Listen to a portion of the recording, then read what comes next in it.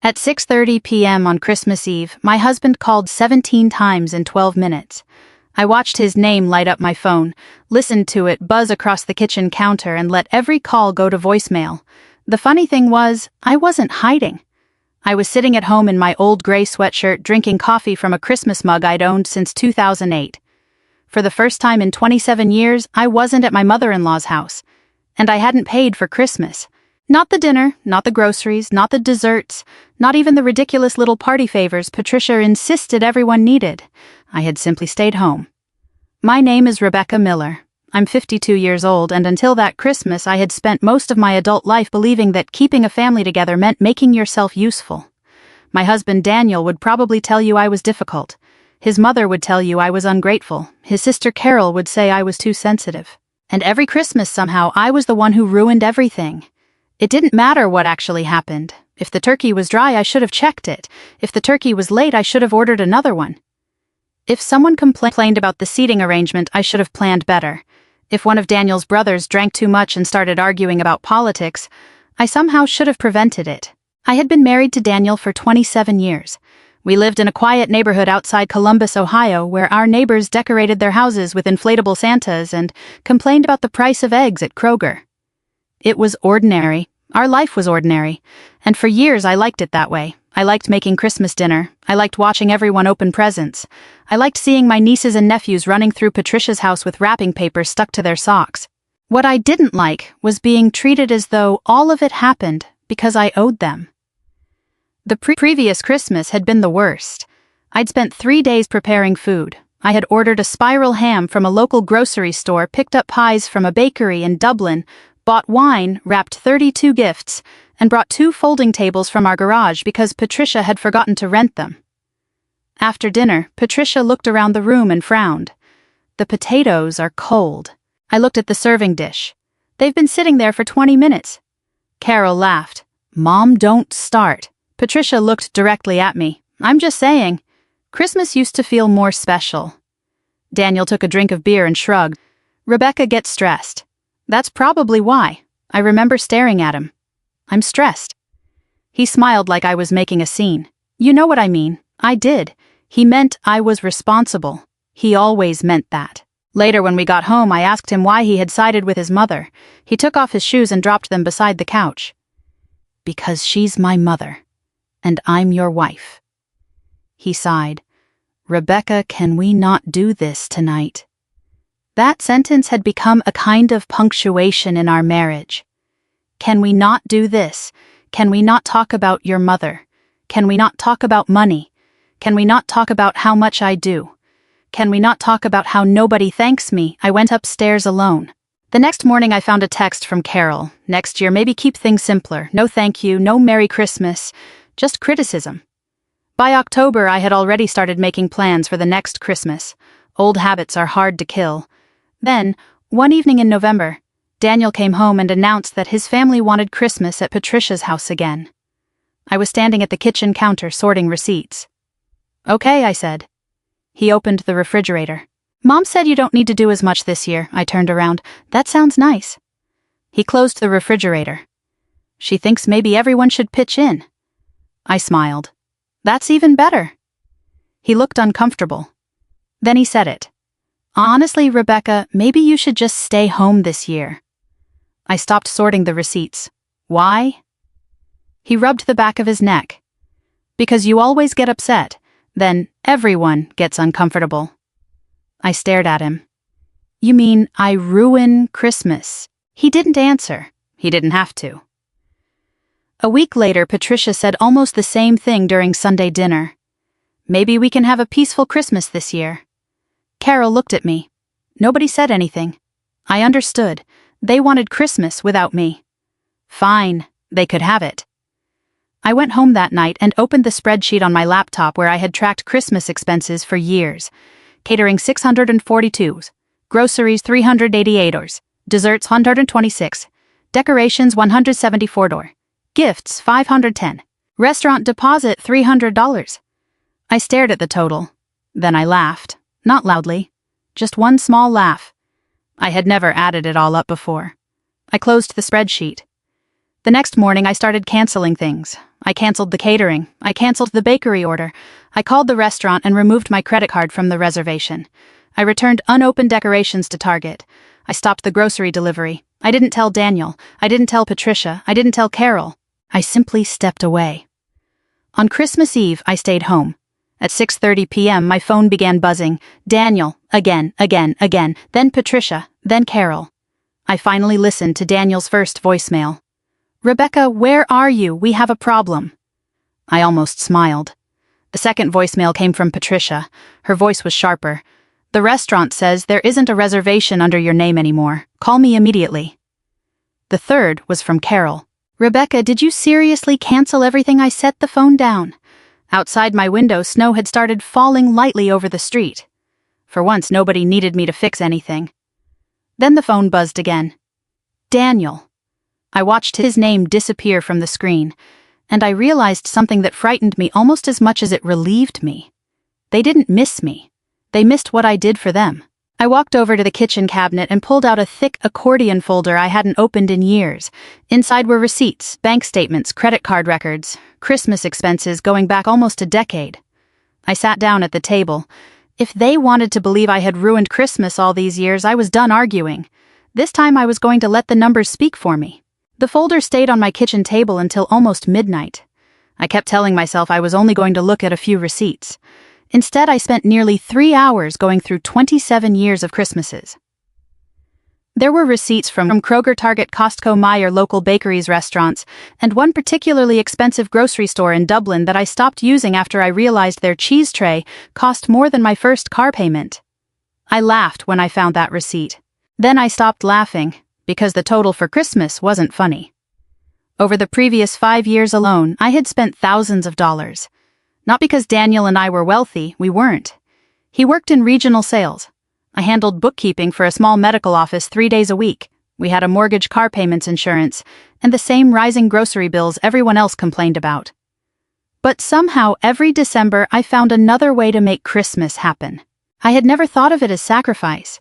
That was probably my biggest mistake. I thought I was helping. I thought I was keeping the peace.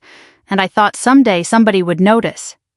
I woke up Christmas morning with a stiff neck from falling asleep at the kitchen table. The house was quiet. No Christmas music. No smell of cinnamon rolls. No sound of Daniel opening presents. Just the furnace kicking on.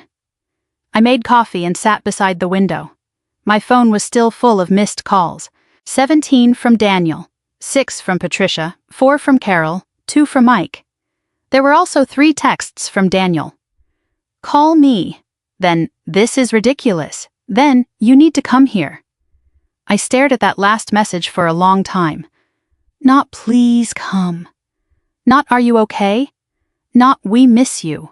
You need to come here. I put the phone face down. At 9 in the morning, I drove to Starbucks and bought a small coffee. I sat in my car near the window watching people hurry across the parking lot with gift bags and boxes. For the first time in years, I had nowhere I was supposed to be. It felt wrong. That surprised me. I had expected freedom to feel wonderful. Instead, it felt uncomfortable. There was a little voice in my head telling me I was selfish. What if the children were disappointed? What if Patricia was embarrassed? What if Daniel was right? What if I really had become difficult? I picked up my coffee and looked at my reflection in the windshield. "Stop it, Rebecca," I said quietly. A woman walking past my car glanced at me. I smiled at her. She smiled back. I almost laughed. Apparently, I'd reached the age where talking to yourself in parking lots was just another part of adulthood. That afternoon, my friend Janet called. Janet was 58 and had been my friend since our children were in elementary school. She knew Daniel, she knew Patricia, and she knew Christmas. Well, she asked. "Well, what, are you still alive?" I laughed. "Barely." "What happened?" I told her. She was quiet for several seconds. Then she said, "Rebecca, did you really pay for all that? I didn't realize how much until last night. Why didn't you tell them? I don't know." "Yes, you do." I looked out the window. Janet continued, "Because if you told them, they'd say you were keeping score." That hit me, because she was right. For years, I had been afraid that talking about what I did would make me look petty, so I said nothing. And eventually silence became permission. Permission for everyone else to assume I owed them. That evening I almost drove to Patricia's house. I got as far as Sawmill Road before turning around. I had even brought a pie. I don't know why, maybe guilt, maybe habit. Maybe some part of me still believed I could walk into that house, fix everything, and return to being the woman everyone expected. Then I remembered Patricia's words. Maybe we can have a peaceful Christmas this year. I turned the car around. The pie came home with me. I ate 2 slices over the next 3 days. It was actually very good. On Monday morning, Daniel finally came home. He walked through the front door carrying a grocery bag. His face looked tired. He dropped his keys onto the counter. We need to talk. I was making toast. Okay. He stared at me. You really did it. Did what canceled everything. I buttered my toast. I canceled the things I had arranged. You knew we were counting on you. I looked up. That's not my responsibility anymore. His jaw tightened. Your responsibility? Yes. He took a breath. Rebecca, this isn't how marriage works. I almost laughed. Really? He looked confused. What? For 27 years, marriage has meant I handle your family, your mother, your Christmas, your bills, your emergencies, and somehow I'm still the problem. That isn't fair. No, I said, it isn't. He sat down. For a moment, neither of us spoke. Then his voice softened. You embarrassed my mother. I stared at him. I didn't embarrass your mother. You didn't show up. She told me she wanted a peaceful Christmas without me. She didn't mean it like that. Daniel, she said it in front of me. He rubbed his forehead. Mom was upset. So was I. He looked away. Then he said something that hurt more than I expected. You always make everything about you. I set the knife down. That's interesting. What? Because Christmas has always been about your family. He didn't answer. I wiped my hands on a towel. Daniel, do you know how much I spent on Christmas last year? He shrugged. Probably too much. $4,812. His eyes moved toward me. What, that was my total? He shook his head. No way. I pulled out the folder. I have the receipts. He didn't touch it. That's not all from you. Yes, it is. He looked uncomfortable. Some of that was household money, some. I opened the folder. The rest came from my savings. He stared at the papers. I could see him adding things in his head. Then he said, Why would you do that? I almost smiled. That is the first good question you've asked me. He looked at me. I continued. Because every year you said Christmas was important. Every year your mother expected it. Every year the family complained. And every year I thought if I just worked a little harder, everyone would be happy. And now I know better. Daniel stood. You're punishing everybody. No. I closed the folder. I'm stopping. He shook his head. You're making this into some kind of revenge. I looked at him. No, Daniel. Revenge would be making sure you had a miserable Christmas. I didn't do that. I pointed toward the front door. I just didn't rescue you from the consequences of your own choices. He stared at me. Then his phone rang. He looked at the screen. It's Mom. He answered. Hi, Mom. I couldn't hear Patricia clearly, but I could hear her tone. Daniel's face changed. Mom, calm down. Pause. No, I don't know. Another pause. I'll call you back. He hung up. I waited. What happened? He grabbed his coat. Nothing. Daniel. He looked at me. Mom wants me to come over. Okay. He hesitated. Then he said, She says the family is upset. I nodded. I imagine they are. He walked toward the door. Before leaving, he stopped. Rebecca. Yes, you don't have to be like this. I looked at him. Like what? He didn't answer. He walked out. I stood in the kitchen for several minutes after the door closed. I wanted to cry. Instead, I washed the dishes. That was the strange part. Even after everything, my first instinct was still to clean up. But this time, I wasn't cleaning up after Daniel. I was cleaning up after myself. Later that week, I received an email from the restaurant Patricia had planned to use. It was a payment confirmation. Someone had tried to use my old card information to cover the remaining balance. I stared at the screen. I knew immediately who it was. Daniel. My stomach tightened. This wasn't just about Christmas anymore. He was still trying to reach into my pocket because he assumed I would eventually give in. I called the restaurant. Then I called my bank. Then I called Janet. When I finally sat down, it was nearly 10 o'clock. I was exhausted. And for the first time I understood something I hadn't wanted to admit. Daniel wasn't angry because I had abandoned Christmas. He was angry because I had stopped being useful. And that was a much bigger problem than I had realized. The restaurant called me the next morning. It was a little after 9 and I was standing at my kitchen counter making oatmeal when an unfamiliar number appeared on my phone. Hello, Mrs. Miller. This is Karen from the Dublin Grill. I'm calling about your Christmas reservation. I closed my eyes. Okay, we just wanted to make sure there wasn't a misunderstanding about the payment. What kind of misunderstanding? There was a pause. Your husband attempted to use the card we had on file to cover the remaining balance. I gripped the edge of the counter. That card should not be used. I understand. We've already removed it from the reservation, thank you. She hesitated. Are you still coming in for dinner? No. Another pause. Okay, I just wanted to confirm. After we hung up, I stood there looking at my oatmeal. It had gone cold. That was the moment I stopped thinking of what happened at Christmas as a family argument. Daniel had crossed a line. He had tried to use my card after I had already made it clear I was no longer paying for his family's celebration. And somehow I knew he would tell everyone that I was the difficult one. I wasn't wrong. By lunchtime, my phone rang. It was Patricia. I almost didn't answer. But I did. Hello?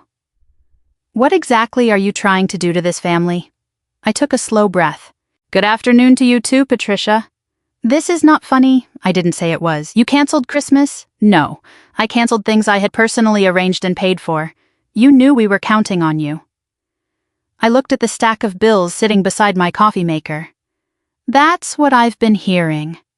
She ignored that. You've embarrassed Daniel. I didn't embarrass Daniel. You made him look terrible. I almost laughed. Patricia, Daniel is a grown man. He's your husband. Yes, and you're supposed to support him. I did. For 27 years, silence.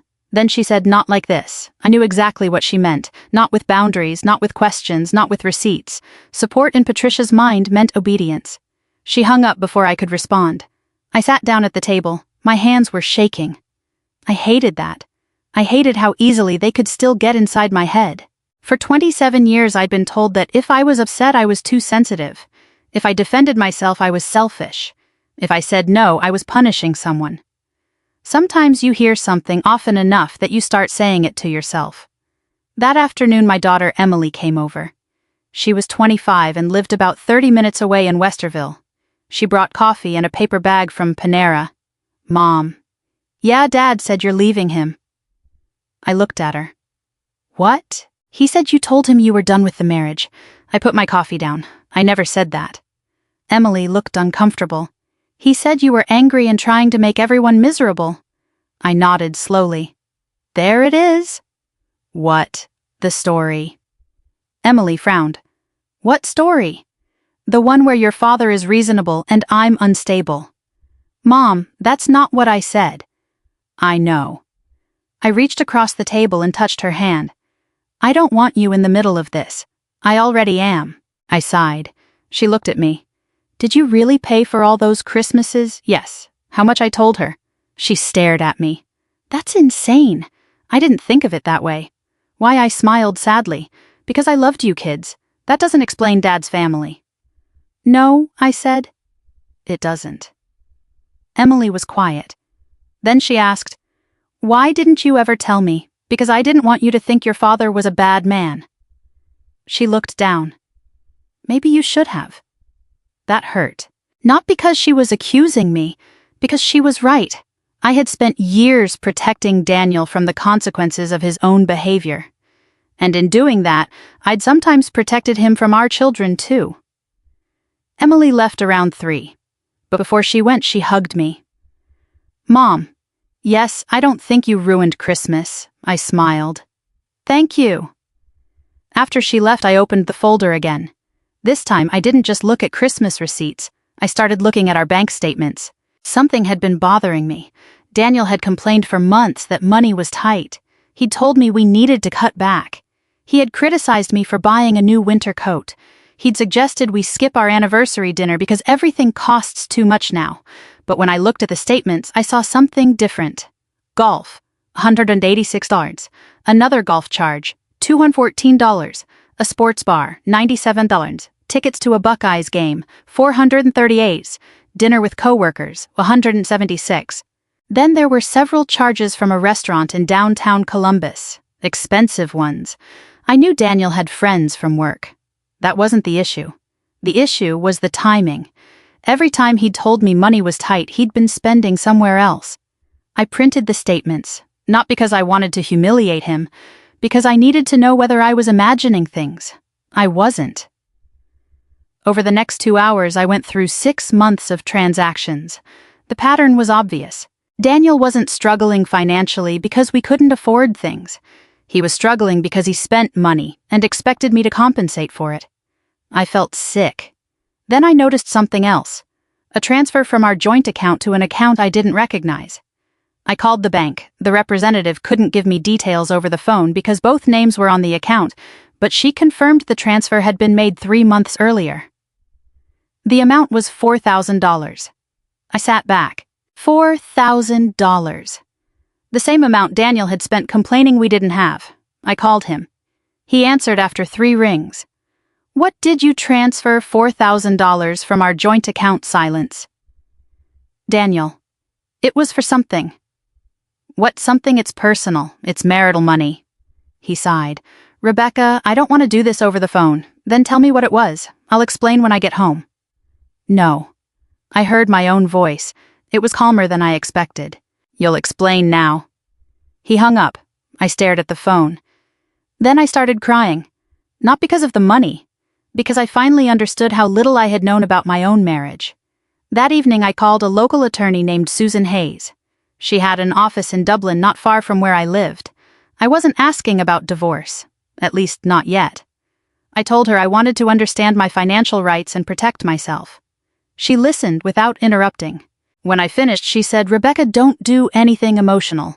Don't empty accounts, don't hide money, don't threaten anybody, just document what happened. I've already started. Good. What about the Christmas expenses? Keep them, and the bank statements, keep those too. I swallowed. I feel like I'm building a case against my husband. Susan's voice softened. You're not building a case. You're getting clear about your own life. That sentence stayed with me. For the first time, I wasn't trying to prove Daniel was a terrible person. I was trying to understand what was actually happening. 2 days later, Daniel came home early. He stood in the kitchen. We need to talk. I folded my arms. About the $4,000, he looked away. I told you I'd explain, then explain. He sat down. It was a loan. To whom? He hesitated. A friend. Which friend? He didn't answer. I waited. Finally, he said, Mike, his brother. I closed my eyes. You gave your brother $4,000. He needed help. Does your mother know? Yes. That answer stunned me. So everyone knew. Daniel frowned. Knew what? That you had $4,000 to give Mike while telling me we couldn't afford Christmas. He stood up. This isn't about Christmas. No, I said quietly. It isn't. And for the first time, I realized Christmas had only been the symptom. The real problem had been there for years. I had been carrying a marriage in which everyone knew they could come to me for money, time, favors, and forgiveness. And Daniel had become so accustomed to it that he didn't even understand why I was finally saying no. Then my phone buzzed. It was a text from Emily. Mom, Dad called me. He says you're planning to leave him. Is that true?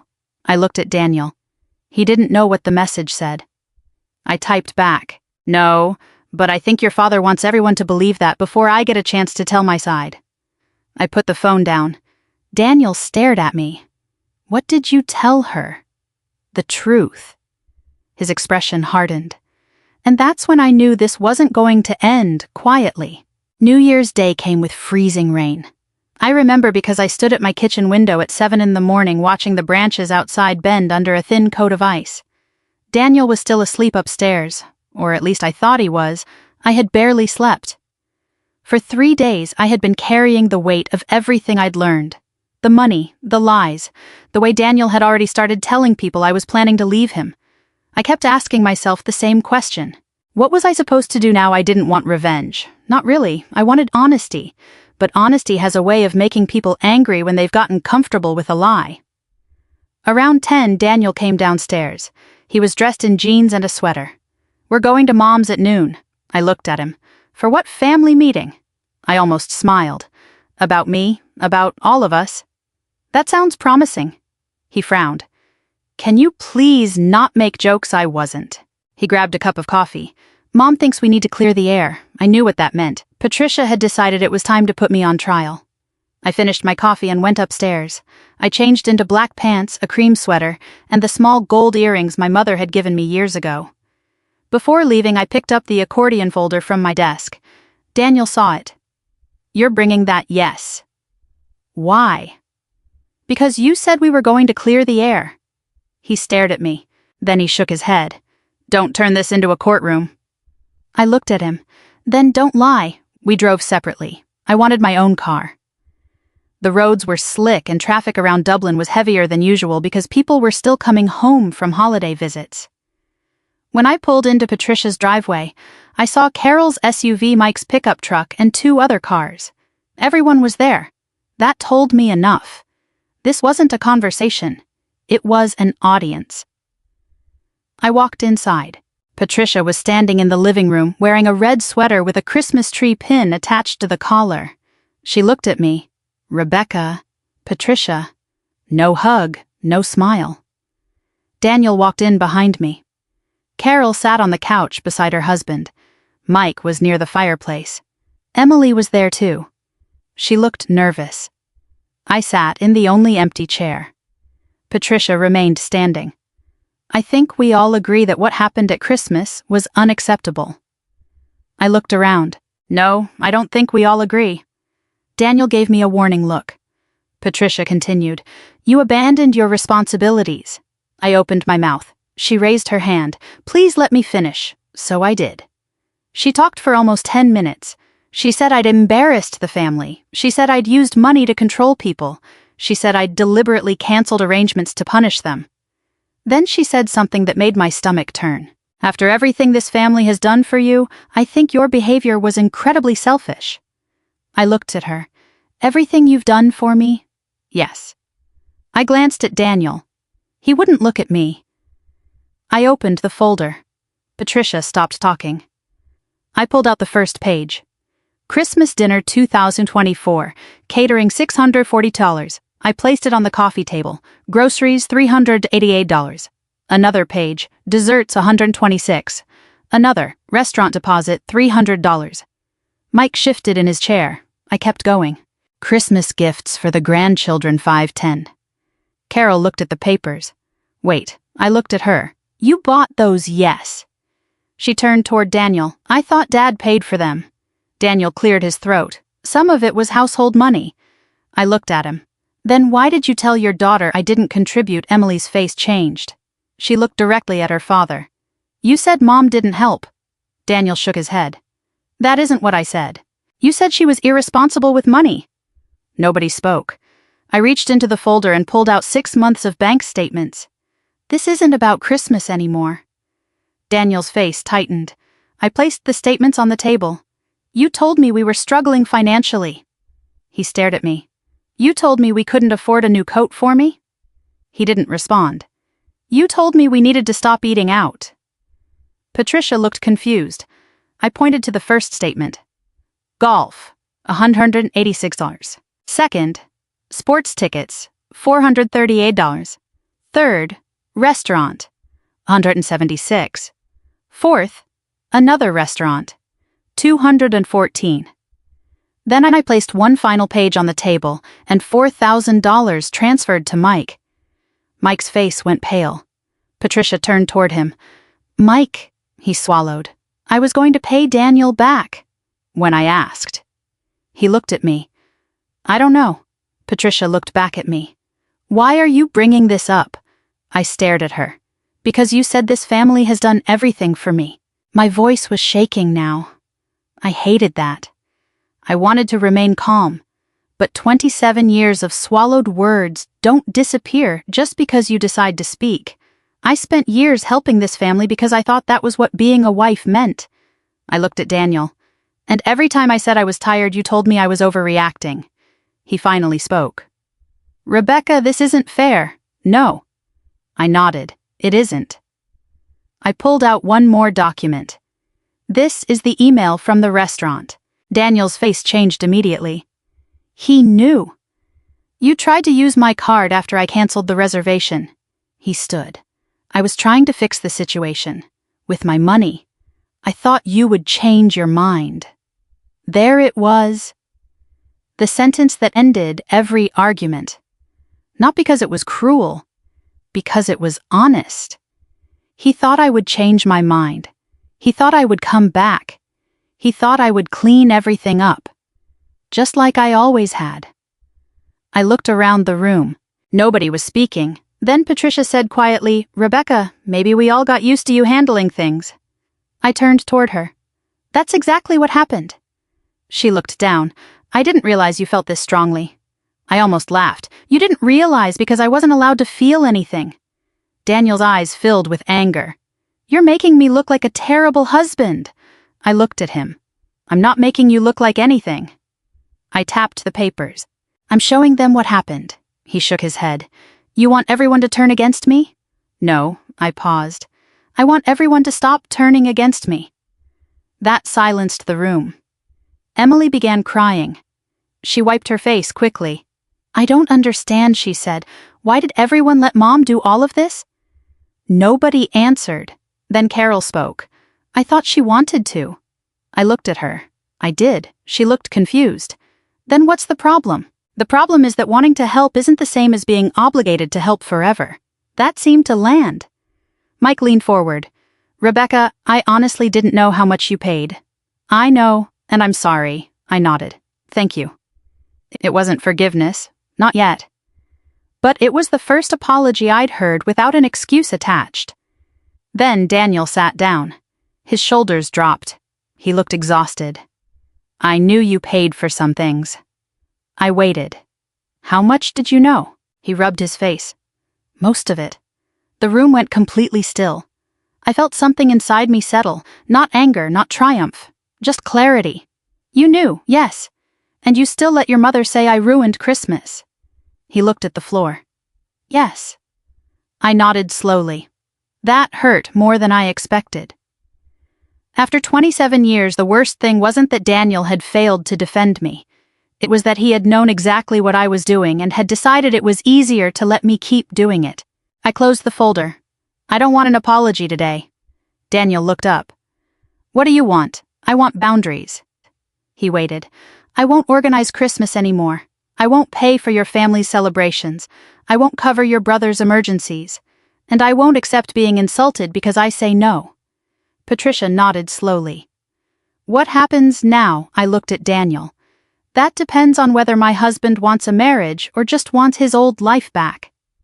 Nobody spoke. Finally, Daniel whispered, I want my wife back. I stood. Then you need to learn who she is. I walked toward the door. For once, nobody stopped me. And as I stepped outside into the cold January air, I realized something. I hadn't won anything. Not yet. But for the first time in 27 years, I had finally told the truth in a room where everyone had been comfortable with the lie. I didn't leave Daniel that day. I know some people might expect that. After 27 years, after everything that had happened, maybe walking out with a suitcase would have made the story cleaner. But real life isn't clean. I still loved parts of the man I married. I remembered the 25-year-old Daniel who used to bring me coffee in bed on Sunday mornings. I remembered our first apartment, the cheap blue couch we bought at a garage sale, and the way he held my hand when our daughter was born. Those memories didn't disappear because I had finally seen the parts of our marriage I had spent years avoiding. But memories aren't contracts. And love isn't supposed to require you to disappear. The week after the family meeting, Daniel slept in the guest room. Not because I told him to. He simply went there. For the first few days, we barely spoke. When we did, it was about practical things. The mortgage, the car, groceries, who was going to pick up the mail. It was strangely peaceful. Then, one Thursday evening, Daniel came into the kitchen while I was making soup. I made an appointment. I looked up. With who? A counselor. I put the spoon down. Marriage counselor? He nodded. Next Tuesday. I studied his face. Are you going because you want to save the marriage? He hesitated. I think so. That isn't an answer. He looked tired. Yes. I nodded. Okay. That was all I said. The first counseling session was uncomfortable. Very uncomfortable. The counselor asked Daniel what he thought had gone wrong. He talked about stress, money, his mother's expectations, my reactions. Then she asked me. I told her the truth. I got tired of being useful all the time. Daniel looked at me. The counselor asked what that meant. I explained. For years I had confused being needed with being valued. I thought if I solved enough problems, nobody would leave. If I kept Patricia happy, Daniel would be happy. If I kept Daniel happy, our children would have a stable home. If everyone was comfortable, I could finally relax. But I never relaxed. I just moved from one responsibility to another. The counselor looked at Daniel. What did you think Rebecca's role was in your family? He took a long breath. I thought she liked taking care of things. I almost laughed. That's what you told yourself. He nodded. I know. It took several sessions before he could say that without defending himself. That mattered. But the bigger change happened with Patricia. 3 weeks after New Year's, she called me. I almost didn't answer. Hello, Rebecca. Yes. There was a pause. Then she said, I owe you an apology. I sat down. I hadn't expected that. I shouldn't have said you ruined Christmas. I didn't say anything. I also shouldn't have expected you to keep paying for everything. I swallowed. Thank you. I was used to it. I know. Another pause. Then Patricia said something I never expected. I think I took advantage of you. I looked toward the window. Snow had melted from the front lawn, leaving muddy patches along the sidewalk. Yes, I said. She sighed. I don't expect you to forgive me immediately. That was probably the most honest thing she had ever said to me. I appreciate that. We ended the call a few minutes later. I didn't feel triumphant. I felt tired, but it was a good kind of tired. The kind you feel after finally putting down something heavy. Carol called a few days later. Then Mike. Mike actually paid back the $4,000. Not all at once. He couldn't. But he set up monthly payments. That was enough for me. I didn't need revenge. I needed people to take responsibility. Emily became closer to me during those months. But I made one thing clear. You don't have to choose me over your father. She looked at me. Mom, I'm not choosing sides. Good. I just don't want to pretend nothing happened. I smiled. That's fair. Daniel and I continued counseling. He started handling his own family's problems. When Patricia needed a doctor's appointment, he took her. When Mike needed money, Daniel told him he couldn't help. When Carol complained about planning Easter dinner, Daniel said, maybe everyone can bring something. The first time I heard about that, I laughed. Not because it was funny, because I never thought I'd live to see the day. Spring came, then summer, and eventually December arrived again. The year before, I had spent weeks preparing for Christmas. This time I bought one small tree. I put it in the living room. I used the same ornaments I'd collected over 27 years. Some were chipped, some had faded. One of them was a little wooden angel Emily had made in kindergarten. I put it near the front. Daniel walked into the room carrying a grocery bag. What should I bring? I looked inside. He had bought a pumpkin pie. That's Thanksgiving, I said. He stared at the pie. Oh, I laughed. He laughed too. Okay, he said. I'll go back. You don't have to. I want to. He looked at the tree. Is there anything else? I thought for a second. Maybe rolls. Got it. He left. I stood there smiling. It wasn't some dramatic transformation. He still forgot things. He still got defensive sometimes. I still had to remind him that his mother's problems were not automatically mine. But he was learning, and so was I. Christmas Eve came quietly. No rented tables, no expensive catering, no 42 gifts stacked against the wall, just a simple dinner. Roast chicken, mashed potatoes, green beans, a store-bought pie. Daniel brought the rolls. Patricia brought a casserole. Carol brought salad. Mike brought wine. Nobody complained about who had done the most. At one point, Patricia looked around the table. "It's nice," I smiled. "It is." Daniel reached under the table and took my hand. I let him. Later that night, after everyone had gone home, I sat alone beside the Christmas tree. The house was quiet. The dishwasher was humming. Outside, a few porch lights were glowing across the neighborhood. I thought about the Christmas when I stayed home. The calls, the anger, the accusations, the receipts spread across my kitchen table. For a while I had thought my revenge was making them realize they couldn't have Christmas without me. But that wasn't really what happened. The real change was realizing that I didn't need them to understand my value. I didn't have to earn my place at a table by paying the bill. I didn't have to prove I was a good wife by exhausting myself. And I didn't have to accept disrespect just because it came from people I loved. I looked at the little wooden angel on the tree, then I smiled. For 27 years, Christmas had felt like a performance I had to get right. That year, it finally felt like a holiday. Something I could sit down and enjoy, something I didn't have to survive. If you've ever been the person everyone depends on, but nobody seems to appreciate, I hope you remember this saying, no doesn't make you selfish, and setting a boundary isn't the same as hurting someone.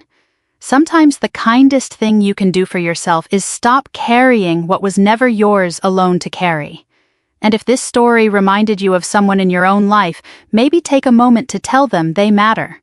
Because sometimes people don't need another favor, they just need to know they're finally seen.